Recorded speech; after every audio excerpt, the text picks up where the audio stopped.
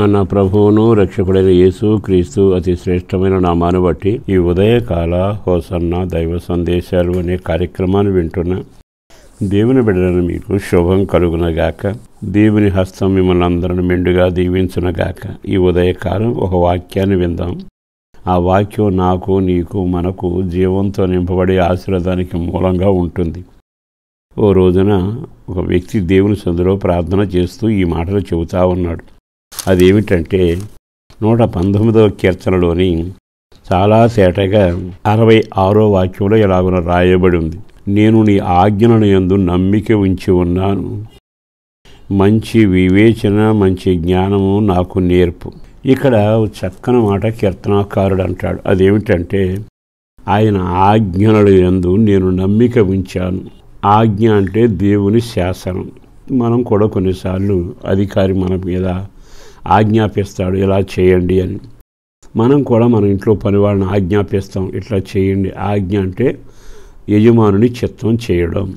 యజమాని చిత్తం ఎప్పుడు చేసినా అది మనకు దీవెనకరంగా ఉంటుంది. కొన్నిసార్లు యజమానుడు ఆజ్ఞాపించినప్పుడు కొంచెం కష్టం అనిపిస్తుంది, ఇబ్బంది అనిపిస్తుంది, మనకు అది బరువు అనిపిస్తుంది. కానీ యజమానుడు ఎప్పుడు మనతో పని చేయించడానికి ఇష్టపడతాడు, కానీ మనల్ని శిక్షించాలని ఇష్టపడడు.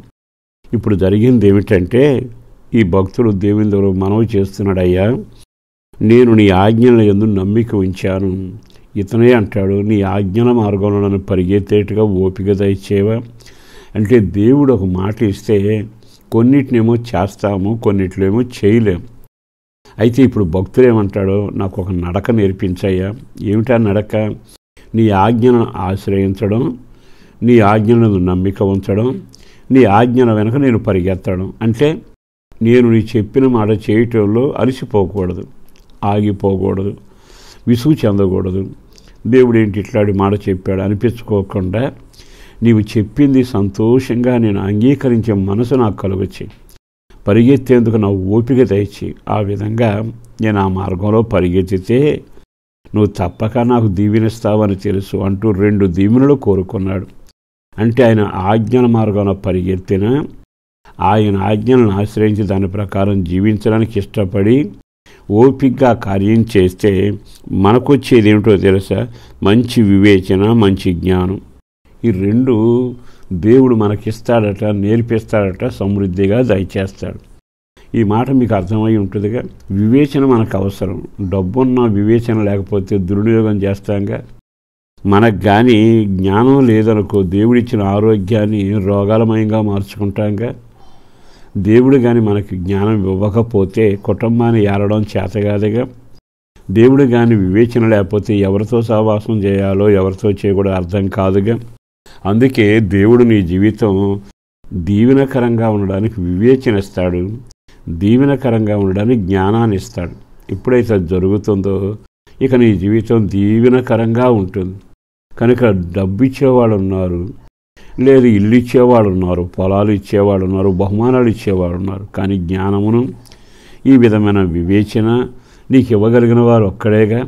ఆయన ఎవరికి ఇస్తాడంటే తన మార్గంలో ఎవరు పరిగెత్తుతారు, తన ఆజ్ఞలు ఎవరైతే నమ్ముతారో, తన ఆజ్ఞల ప్రకారం ఎవరైతే కొనసాగుతారో, దేవుని మాటకు విసుగు చెందకుండా, బాధపడకుండా, వేదన పడకుండా ఎవరైతే పరిగెత్తుతారో వాళ్ళని గమనిస్తాడట. ఆహా, నా మాట అంటే సంతోషం, వీళ్ళు ఆగకుండా పరిగెత్తుతున్నారు అని గమనించి ఈ 2 దీవెనలు దయచేస్తాడు. ఆహా, ఎంత బాగుంది!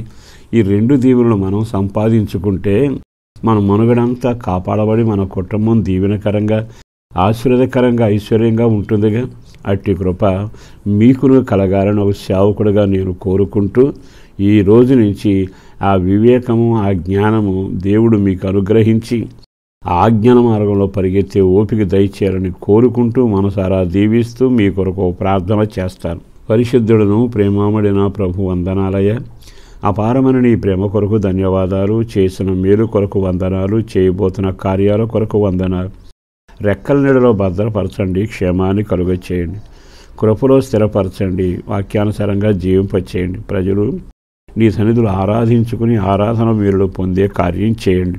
మరొకసారి జ్ఞానము, వివేకము ఇవన్నీ దయచేసి వాళ్ళ జీవితంలో ఒడిదుడుకులు కానీ నష్టం కానీ కాకుండానట్లుగా భక్తిలో ఆగకుండా నీతో పరిగెత్తి నీ చిత్తాన్ని నెరవేర్చే వ్యక్తులుగా మార్చమని పిల్లల్ని, పెద్దల్ని, కుటుంబాన్ని, ఆర్థిక పరిస్థితిని, ఆరోగ్యాన్ని, సమాధానం, ఐక్యత ఆ ఇంట సమృద్ధిగా ఉంచి దీవించి మేలు చేయి. రక్షణ భాగ్యంతో నడిపించండి. యేసు పేరట వేడుచున్నాం తండ్రి. ఆమేన్.